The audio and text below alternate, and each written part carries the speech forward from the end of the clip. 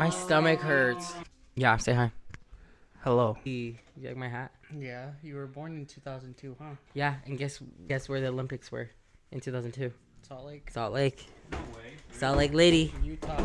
Has Utah U-turn. The freeways and stuff. They're like freeways. 2002 Salt Lake in Olympics. in the ice skating. Yeah, rink in they try to Provo. flex it so hard. We're all That's all okay. you see there. It's like What is up, everybody? This is Samuel Adrian, and you are listening / watching Zen Zest.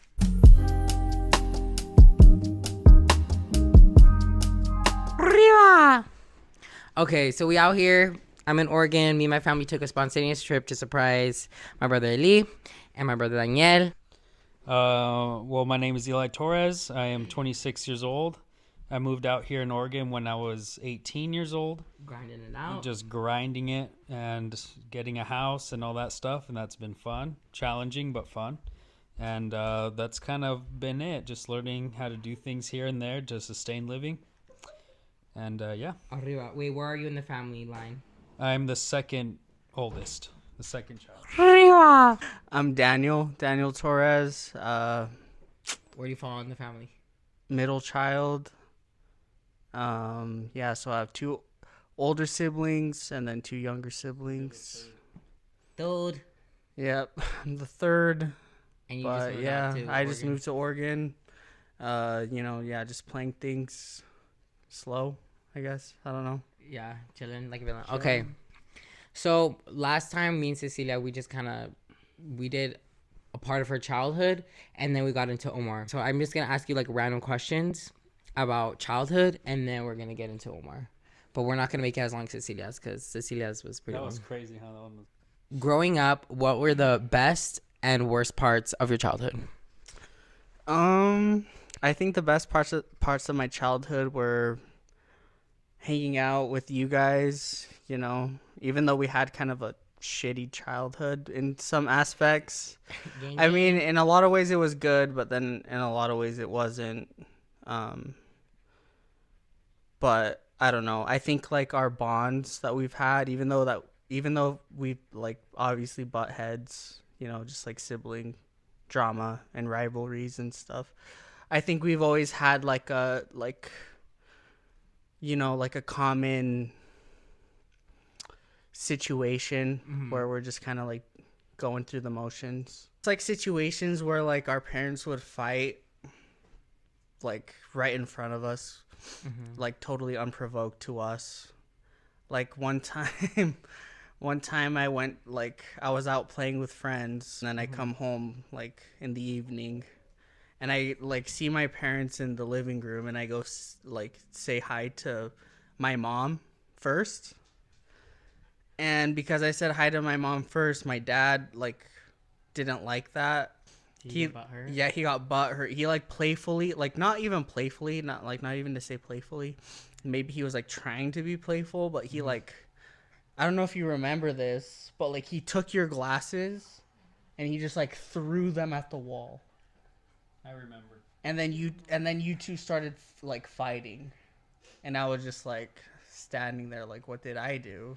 Yeah, and well, honestly, I feel like we slowly gravitate towards mom. So I feel like slowly, I feel like dad noticed. Like I saw mom and I was saying hi to her. I think it's interesting that you think it's your fault, or you thought it was your fault. Well, like, it makes sense because it caused like that reaction. But from what I remember, it was the way mom like was like, "Hey, mijo, how's it going?" to you, but dad had just gotten home when you got home, and dad got upset that mom didn't acknowledge him the way that she acknowledged you. So dad was jealous dad of. was jealous of dad was jealous because he didn't have like the role like that the. makes sense. And then that's why he grabbed the glasses and threw them because it was like Wow. Do you remember when dad threw mom's Mary Kay? I remember that like it was yesterday, dude. So we were eating. There's this like food place by our old house, and my dad would just want to make me cry. Like it was very like I got scared very easily, and I was scared of Chucky. And my dad was just like, "Do you want to see someone cry?" And my dad starts chanting, "Chucky, Chucky," and then I start crying. And then my mom felt bad for me that my dad would do this. He would do it often too. It wasn't just one time. And then my mom goes, "Do you want to see your dad cry?" Grabs the hamburger, his hamburger, throws it out the window, and my dad got so mad. And then he grabs your Mary Kay, and then I remember he grabs my mom's Mary Kay and throws it down the stairs. Like The baskets that my mom would sell. We packed our clothes that day because mom was like, we were gonna leave dad at that. That's day. happened. So Really? many Yeah. Really? I don't remember. Yeah. The amount of times that mom was like, pack your clothes, we're leaving this How many fucker. times It's gotten to the we've point where we like, trash bags, filled our clothes Yeah, up with just- trash yeah, bags, and then we're just like Outside. out by the door, just like Yeah. wondering what's gonna happen. yeah, that probably happened maybe twice a month for years. Really? Yeah, I will remember always packing my clothes, putting them outside. Ellie, now I want to know. That's wild. I want to know what were your best and worst parts about your childhood. The best parts I had, I guess, just being a kid in the neighborhood I could play outside a lot in. We had a lot of friends and a lot of like neighborhood kids that we would just go and play, and I guess just those memories were the warmest. You know, being with mom in her embrace too, and you know when she was being a mom, and I guess the worst memories, I have one in particular I think about all the time is that we were taking care of Tia Rocio's dog. Reda. No, not Red. Harmony. And Harmony ran away from the house one morning, and instead of going to school, I go and look for Harmony to bring her back home. And Dad got mad that I don't know if Dad got mad because I didn't go to school, or if I brought, you know, if Harmony ran away and that like he had to like, or I don't know. But like on my way out, him and my mom were arguing in my room. And as I'm walking out, like Dad takes his frustration like on me and does like he like punches me as hard as he can, does like an uppercut like on my back, and I go flying across the room. And I'm like, I hit the wall and I just like slide down the wall. And I'm just like looking at him like, oh, like. And how old were you? I was in, I want to say 4th or 5th grade. 4th grade. And then I remember you were telling me before that you just like got up and then you just walked to school. Yeah. I just like, I mean, I didn't, mom just told me to just go to school. And like, I was just like, cause we had a house alarm at the time. And I was so close just to do the alarm just so the cops would come. Cause I was just like, you know. Wait, how old were you? He was in 4th grade. So 4th grade is like 9? 9, something like that. Yeah. 9 or 10. And I remember you brought that up to Dad and he said he doesn't remember. Yeah, he doesn't remember. He said he believed me, but he doesn't remember. Like, because he was blocked out. Because when people get really mad, he just yeah, crazy. And mom doesn't remember that either because I felt like mom was in survival mode too. entire time, So I feel like she has a hard time remembering our individual. Like, no, but you did this. Did Dad ever hit you? Like intense? To a certain way, like you can tell if a kid has been like Hit or not? physically disciplined or not. Yeah, like you can tell. Like you've been hit as a child. Yeah. Or like, oh Like- no, you haven't. like the sense of entitlement somebody might have that maybe they were never hit. no, real. Like maybe That's just so like a real. little bit of a cinto, you know, like a little Cinto belt. con Like, clavos. like there's a difference between that and like actually beating your kid. You know, like because like Yeah. one, you're trying to teach them It's something. the like the Latino way. And I feel like I've gone through that. Like I've had some like cintos, I've had some chanclas, Chancla. I've had some Gancho. gancho. The gancho was a the boomerang. gancho snapping behind my shin. I have scars. Yeah. No, them ganchos were boomerang. Mom could be all the way outside and somehow land all the way downstairs in the basement. Yeah. But I feel like a lot of times like that's just like tough love. Yeah, the Latino way for sure. To say like he actually like inflicted pain on me because like he was upset or something like that, like in your situation, like I can't say that, like, but I do know that there was a lot of like different kinds of abuse, like maybe verbal Oh yeah. or emotional, Verbal. just because like he would use that, like he would use fear against us, the neighborhood kids. We'd all be hanging around our place, and like there would be bikes from the neighborhood kids on our lawn, Once or the like clock just like hit 7. no, once you hear the humming of the garage door opening, oh, all the neighborhood kids would my dad's book coming. it. Get your bikes. They get all their stuff and they'd leave. They would know because that they my know, dad- like everyone would know that he would just like come home and just all hell would break loose. Yeah, we had to clean the whole house. We had to like be in our best behavior. I remember when we would like hurry and clean and watch TV and be like put on like this image of like, hey, like nothing happened, like, you know what I mean? Like we would just try to act normal whenever he would be there. I remember like just feeling like I had to be doing something. I couldn't just be like laying down, like and relaxing if he came home. Why are you sleeping? Why are you tired? Like, would you guys hit your kids when you have kids? I don't think so. Like I know that I got like physically disciplined, but I don't know if that's the way to go in every situation. So probably not. I'll make sure that they know what they're doing is wrong. But that doesn't mean going physical. Like no shot collar? Like no shot collar, no. Ellie, would you hit your kids? I mean, I in my mind, I'm like, no. Yeah. But it's like, it's something that you won't really know until at least like a couple smacks in the head when they're being dumb. Like a little ear pull. Yeah. Your dad was straight up fear. Like he just had a cloud of anger and fear around him the entire time. Yeah. There was very little times when he wasn't. He would mainly intimidate. I think he got less and less mad with how young each kid was. Like Omar got the worst of it, and then Lee, and then you, and then I didn't get as much as like you or Lee, or like it got like less and less because initially like I learned that he regrets way more things than I do growing up. It gives me peace of mind that like he was struggling more than I was. As weird as it sounds, like I don't feel as bad like anymore because I'm like, you went through it more than me because now you have to live with like mistreating your kids your whole life and losing your wife and your whole family. Not me.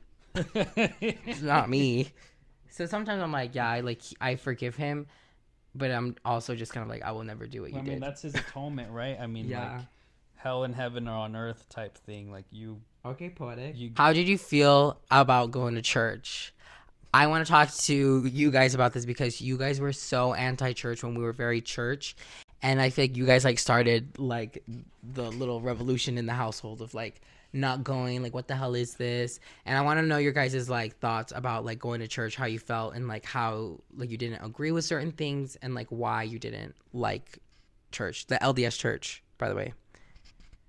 So as he's looking at mom, he's looking at mom. Church for me, like always, like okay, like from when I was like maybe like 5 to 10, I thought it was like okay, just because it was just like kind of like a nursery for me, like when I was in the nursery.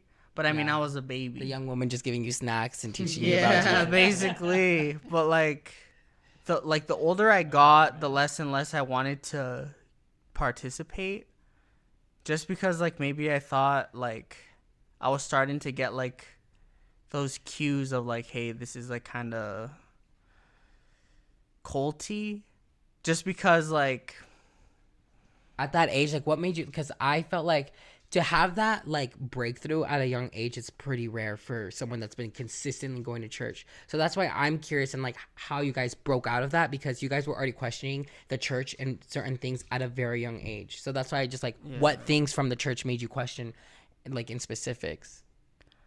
Well, looking back on it, I feel like personally like a lot of it was just like maybe just like a kid rebelling to what he needed to do or what like his parents wanted him to do. And for my case, it was just like getting up on every Sunday and going to church for 3 hours. For 3 hours.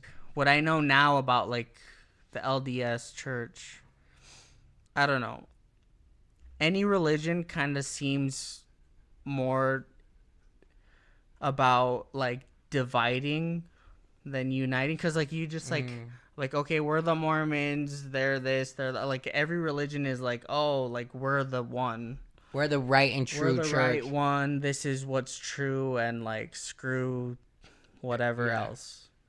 But like, so like when that's into play, it like makes more division than anything else. But when you realize that you just have to be having that connection like personally And like, yeah, you can be more involved in like community things with certain religions, but when you have to like follow every step, even if it clashes what you actually believe in, that's when things can start getting like weird, like same-sex marriage only, or like the commandments where like you can't drink tea or whatever, or coffee.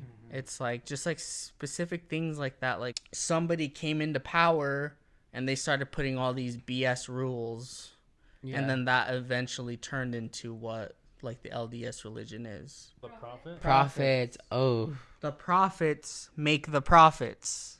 Mic drop. The prophets are getting the prophets. Real. Eli, how do you feel about church, growing up in the church? What things did you not like about it? Why did you rebel? And yeah.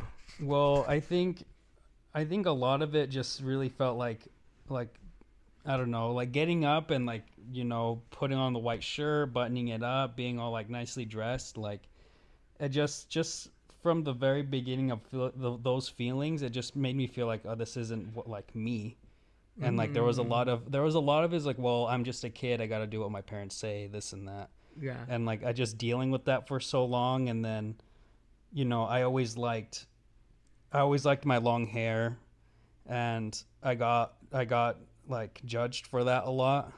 Like I got even though Jesus has long hair. That was all y'all said that. All the brothers were like, Jesus had long hair. Why do I have Jesus had a beard. Jesus had long hair. Like, why can't I?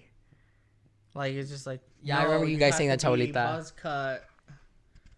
No, it's just control. It's just power. It's yeah, just like, it was very controlling. Like setting rules and having power over people. You have to look nice. That's what the beginning of like religions were about. Yeah. Well, I mean, it was, and there's one time in particular where the bishop called me and he's like, "Why do you have long hair?" I was like, "Well, I like it. I feel like myself when I have long hair." He's like, don't you know, like people with long hair are more associated with like demons and Satan and stuff like that. And I'm like 10 years old, 11 years old. I'm like, I don't know. I don't know how to respond to that. How to respond to that. Yeah, and then, you know, I was just like, well, I mean, okay. Like I didn't really fight it because I honestly don't feel like I fought a lot of things. Like I never spoke up or anything. Like I was just like, okay. Yeah. Okay. And like, it was just like, I don't know. And it was just pretty much that repeated cycle of just like, oh, I have to do what my parents say. This isn't me, but I'm not going to fight it. Yeah. And until mom and dad divorced, like, and then kind of, well, I just know since then, like dad took us to church a few times and we've gone with mom a few times, but it never stuck. And then I was just really like, once it like was over and I was just stopped, then I was just relieved. And like everything that I've learned in church just made me not want to go back, because the more I practiced what I'm learning in church, the more, yeah, like what Daniel said, like the more I'm separating everyone around me. And like I even took the teachings to school, and I would kind of like, oh, Mormon this, Mormon that, people who smoke are bad, this and that. Like, and then I just notice everyone around me just doesn't, like, they just feel bad. I made my best friend at the time cry because I was like, oh, your mom smokes all the time, like that's bad. And then like later I'm just like, oh, like I'm making everyone not like me, and I'm just making them feel bad. And it's just like, why is something that's being taught to me like good, but then I'm trying to like spread it and it's people yeah, and it's bad. So I'm just like, this isn't right. The more I just became more accepting of others, of how they are, who they are, it was like, oh, everyone's like, we're all together. Like we're all united. Everyone's fine. We have a good relationship. Okay, snaps to that. I like that. I was gonna say one of my favorite memories that Alia literally told me this the other day is when we were at church and Ali and Tanya were just like behind. Like we were always sitting in the back. Like they would always sit in the back. And I remember this girl, and her name I'm not even gonna say her name, but this girl went up to the front. Do you remember when she was like, "Yeah, I don't believe in like same-sex marriage. Like, I feel like that's the devil. Like, I feel like a man is for me. Yada yada yada." Like, she's just going on and We're on. young. And Like, we're young. We're young. Ellie goes from all the way from the back. Boo, boo. I don't remember. And me and Alia start laughing. It was so funny. So funny. What things as a family did you see that like we all kind of had in common? Okay. So, like, the first thing that comes to mind is like art, Mm-hmm. because I feel like all of our siblings like have some sort of niche when it comes to art, Yeah, that's true. or artistic things, or creation, like in general. Like whether it be like painting or drawing or art as in like music. Like expression is like a big thing, because I feel like we've all expressed ourselves like in our own unique ways. Yeah. Just like our ability to like make something out of nothing, really. Ooh, heavy on that part. Heavy on that part. And I feel like not in like even like an artistic way, but like I feel like in a mental and like just seeing our family grow throughout the years, I feel like we really made ourselves from nothing.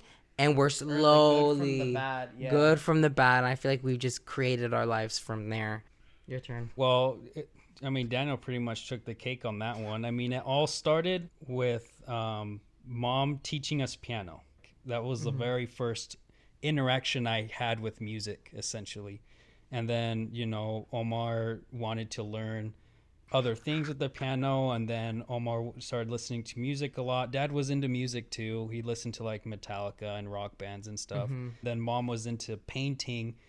Mom did all the murals of the Dragon Ball Z murals in our rooms. She did these giant Mega Mans in mine and Daniel's room, like right over our beds, like life size. Like it took the whole wall, and those were sick. Nobody took a picture. No, those are There was gone. no proof. There's no I proof. bet there is pictures, but I bet they were deleted by Dad. Oh, fun fact. After my mom and dad got a divorce, my dad deleted all of our childhood pictures and videos because he was angry. At I least. need to pee, Go pee. so Go pee. It was exposed to us a lot, just, you know, some kind of artistic outlet, and we experimented with a lot of different things, whether it's piano, drawing, music, playing guitar, and, you know, we'd listen to these bands, like we'd listen to Fleet Foxes, we'd listen to Nujabes. I think those were the big two. Disclosure. Yeah, Disclosure, like all House of music had a big influence. yeah. I started listening to electronic music when I was around in 7th grade. I think is when Omar introduced it to me. He showed Excision, so like dubstep and all that stuff. Good and, mouse. Yeah, And Skrillex. My cinema. classic. Oh, that was 7th grade and up is like electronic hit me hard. And, Yeah. before that, it was just like metal and rap and like some indie. The roots, you know, of like listening to like Nujabes and Fleet Foxes. Like every time I listen to those, I just think of you guys every Yeah. time. I love you. So Oh, brother of mine. Ding, ding, ding, ding. yeah, dude. Yeah. And also, I feel like we all had like a knowing of like spirituality. Like every single person in our family, maybe not dad, but like every person in our family, we can grasp the concept of like energy, spirits, crystals. Like you guys, like there's a picture of Cecilia on the couch, and there's like so many crystals around her, and she's like, Yeah, I remember that day. yeah, just charging up her batteries. Yeah. Yep, I feel like loading. loading I always literally. remember that, Cecilia, when I took you to AMPM and we just bought a bunch of crystals.